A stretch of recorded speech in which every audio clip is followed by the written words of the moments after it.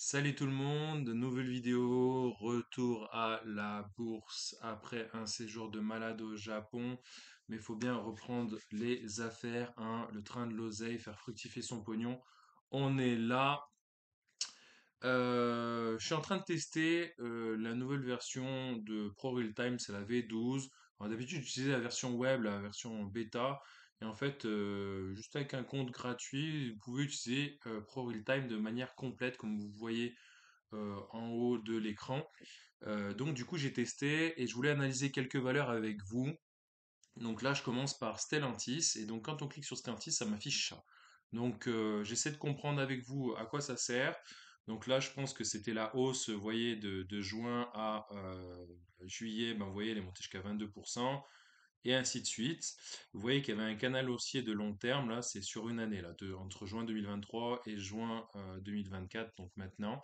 Donc il y a un canal haussier de long terme, donc ça, pas de souci. Un Stellantis, vous connaissez, c'est les automobiles, PSA, entre autres, Carlos Tavares. Et donc, moi, dans ma dernière analyse, il y avait une chute de 10% et j'avais cherché un support vers 19, voire 18 euros.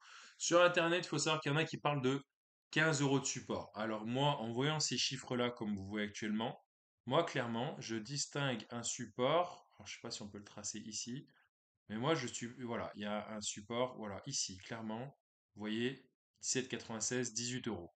Pourquoi? Bah, tout simplement parce que la résistance ici, elle est pas mal, là, vous voyez, et là, il y a le support. Donc, c'est un peu une zone de polarité. Et un peu plus haut, il y a ici, vous voyez, à peu près, voilà, 20 euros, donc de l'ordre de 20 euros, donc 18 euros.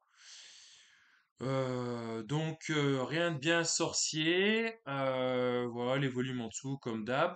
On va essayer de voir d'autres valeurs. Donc la Stellantis, je vous disais, un seuil aux alentours de 18 euros. Un bon support aux alentours de 18 euros. Et entre, on va dire grosso modo entre 18 et 20 euros. Donc en gros, n'attendez pas, enfin n'achetez pas à 20 euros. Moi j'achèterai plus tard en dessous de 20 euros.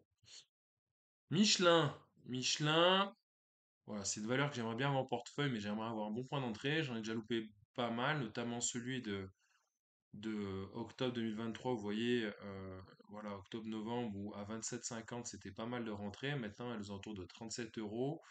Elle est où d'ailleurs la valeur de Michelin? Il y a tellement de valeurs sur cet écran, c'est. Ouais, bon, bref. On est toujours en journalier. Vous voyez, canal haussier de long terme, voilà, elle prend 14%, puis elle corrige, puis après 15%, elle corrige, puis 19%, et puis elle corrige toujours pas. Néanmoins, elle va probablement corriger. On arrive sur le semestre d'été, vous savez, le fameux Sell in May and Go Away. Donc moi, concrètement, le support, je le verrai à peu près par là. Vous voyez, aux alentours de 33,28. Pourquoi? Tout simplement parce que là, il y a une résistance ici, paf. Et puis là, il y a une correction ici, là, il y a un support là. Donc, pas besoin d'être sorcier. Voilà, aux alentours de 33,50 €, ça serait pas mal comme point d'entrée sur Michelin. Ok? Ensuite, BNP.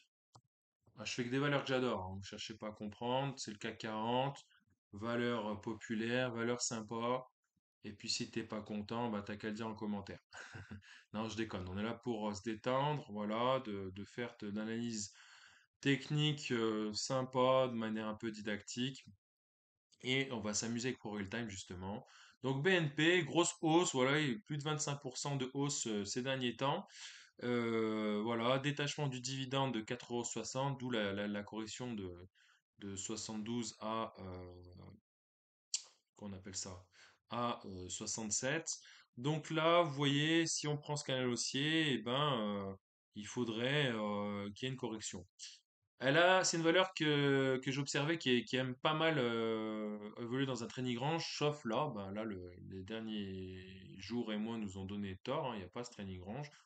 Donc en fait, son top historique était aux alentours de 38 euros, elle a été dépassée à 72 euros dernièrement. Je sais pas pourquoi ça ne le représente pas ici, mais en tout cas, je vous assure qu'elle a touché 72 euros à un moment donné, au moins 71 euros.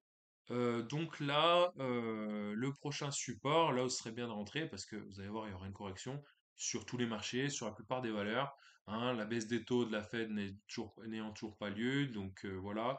Et la baisse des taux prévue en juin par la BCE, sauf surprise, eh ben, elle a déjà été anticipée par le marché, donc Voilà, d'où la hausse précédente. Donc là, clairement, j'ai un gros support visible là, aux alentours de 60 euros.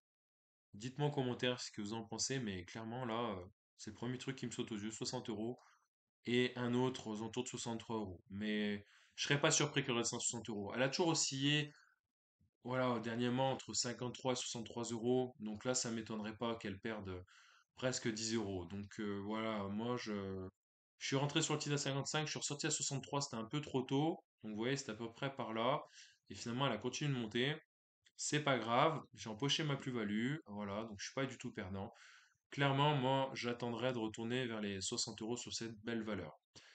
Ensuite, autre valeur, LVMH. Ah oui, je vous ai dit, je fais que des valeurs connues.